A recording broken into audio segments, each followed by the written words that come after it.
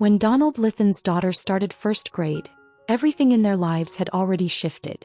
Just months before, they'd lost her mother, his wife of over a decade. The grief was sharp and quiet, sneaking into corners of their home like an old, unwanted guest. Donald, once quick with a joke and known for his warmth, found himself fumbling through each day, doing his best to hold it together, for the small girl who looked so much like her mother. The girl was brave in ways only children who've seen too much too soon can be. She didn't cry much, not even on the first day of school. Instead, she packed her little pink backpack, adjusted her headband in the mirror, and stood by the front door as if daring the world to break her again. Donald watched from the kitchen table, coffee going cold in his hands.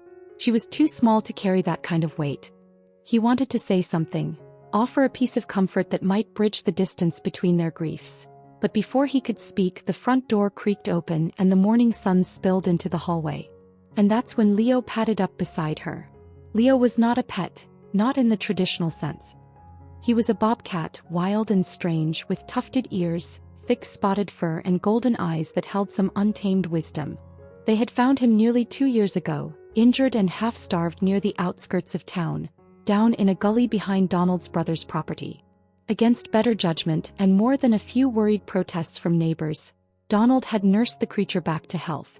At first, Leo had been fearful, skittish, barely tolerating their presence. But over time he'd grown attached, especially to the girl. She would sit on the porch reading to him and he'd rest his head in her lap, purring in that low, guttural way only bobcats do. No one really believed he'd stay. They thought he'd vanish back into the woods once he was strong enough. But Leo stayed. And in the months after her mother passed, he seemed to attach himself even more to the girl, shadowing her every move. That morning as she stepped onto the porch, Leo was already there waiting. She didn't say anything to him, just placed a hand gently on his head before walking down the steps. Donald watched in stunned silence as Leo followed, tail low, body moving with fluid grace beside her. The bus stop was just down the gravel road near the bend that led into the forest. It wasn't far, but for a father still aching with fear of loss, it was an eternity. Donald stepped outside, watching as Leo trotted along beside her, his muscles rippling under his coat, every sense alert. He stopped where she stopped, planted himself firmly by her side, and waited as the large yellow bus pulled up with a hiss. The door opened and a chorus of boys, rambunctious, loud, all aged 6 to 10, fell into sudden silence. Then from somewhere in the middle of the bus, a voice rang out, "Yo, it's Leo again." The rest followed, "Leo." The girl smiled just a little, and that alone made Donald's chest ache with something like hope. She gave Leo a quick hug and stepped onto the bus. Leo didn't move until the doors closed and the bus rumbled off down the road. Then he turned and calmly walked back to the house. That was the first day. And Leo did the same thing every morning after, rain or shine. He was there escorting the girl to the stop, waiting, watching, guarding. The boys on the bus turned him into a kind of folk hero. They'd shout his name, wave from the windows, sometimes pressing their faces against the glass trying to get a glimpse of him. Donald, skeptical at first, soon realized this routine was as necessary for Leo as it was for his daughter. The bobcat had taken it upon himself to protect her, to be the steady presence when everything else had shifted. He didn't just walk her to the stop. He'd wait in the driveway each afternoon too, positioned like a sentry, tail curled around his paws, eyes fixed on the road. When the bus returned and she stepped off, Leo would rise and walk with her back to the house. The bond between them was quiet but unbreakable. At home, Leo would follow her from room to room. If she was drawing, he'd lie nearby, chin on his paws. If she was reading, he'd press against her side. If she was upset, he would climb beside her, curling around her like a protective scarf of fur and muscle. Neighbors talked. Some voiced concern, others admired the strangeness of it all, a bobcat with a child.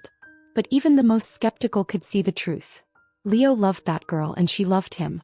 Donald began recording short clips, mostly for family out of state.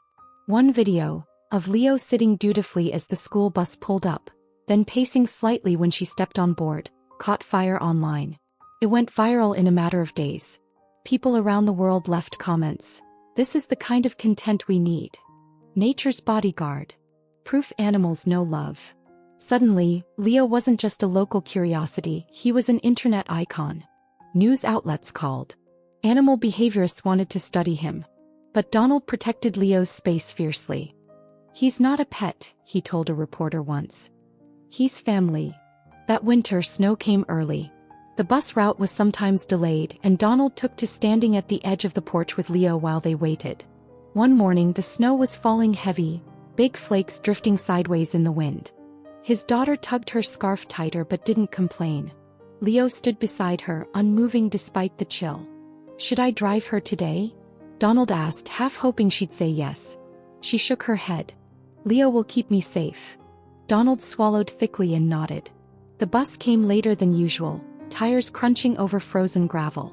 The boys inside saw Leo and erupted in cheers again. When the girl stepped off that same afternoon, she was holding a paper crown, construction paper, gold glitter, a bit of string to hold it in place. "They made me queen of the bus," she said, laughing. "Leo's the king." Donald smiled, the first real one in days. She looked so much like her mother when she laughed like that. The routine never changed. Months passed. Seasons shifted. The pain of losing her mother dulled but never disappeared. Still there was Leo, always Leo. One day she came home with a scraped knee and tears in her eyes. Donald reached for a bandage, but Leo beat him to it, curling around her protectively, gently licking the edges of the wound like he understood. One evening, Donald found her asleep on the couch, Leo beside her. Her tiny hand rested against his side, and he watched the rise and fall of her chest matched by the slow rhythm of Leo's breathing. In that moment, something inside him softened. For the first time in what felt like forever, he felt safe too. Then came the day in spring when one of the boys on the bus, a new kid named Tyler, teased her for not having a real pet. "That's not a dog or a cat. It's a wild animal," he sneered. She didn't reply, just turned and walked with Leo back home. The next day Tyler tried again, this time louder, trying to impress some of the older boys. But before Donald could intervene, Leo took one slow step toward the bus. Not a growl, not a sound, just one deliberate step. Tyler went pale. Another boy shouted, "Dude, don't mess with the Bobcat." That was the last time anyone teased her. After that, the boys made her an honorary member of their group. They called her Leo's girl, and she wore the nickname like armor. Leo had made her cool. But more than that, he had made her feel protected in a world that had once taken too much. Summer neared. School would be out soon. Donald began to wonder how Leo would handle the change in routine. But the Bobcat didn't seem to mind. Without the school bus to track, he simply followed her everywhere. Through the backyard, to the park, even to her summer reading group held at the community center, where the librarian, a grizzled older man named Keith, was initially horrified. "That thing can't come in here," he protested. But when Leo lay down silently by the girl's feet, unmoving, watching, Keith just shrugged. "Fine. But if you chew on a book, he's out." Leo didn't chew anything. He just listened. The internet still loved him. Donald kept the videos going, but always respectfully. He never pushed Leo into anything. It wasn't about fame, it was about honoring what the Bobcat had become. Guardian, friend, family. That fall, as second grade approached, she grew taller. Her steps were more confident. Donald noticed she didn't check the windows for her mother anymore. But she still looked for Leo. He was older now. His muzzle had tinges of gray. His movements were just a bit slower, though still graceful. And he never missed a morning. One afternoon, as the bus approached, Donald saw something new. His daughter got off the bus and turned to the boys, introducing each of them to Leo, one by one. They filed out in a line, offering tentative waves or gentle pats. Leo allowed it, eyes watchful but calm. That evening, Donald found her drawing. It was a picture of Leo standing tall beside the bus, her hand in his fur. Above them she had written, "Hi Guardian." Donald stood behind her quietly for a moment before asking, "You miss her today?" She nodded. "But Leo helps." He knelt down beside her. "You help him too, you know." She looked up at him, eyes wide, and smiled. "I know." And somehow, with Leo between them, the house didn't feel so heavy anymore.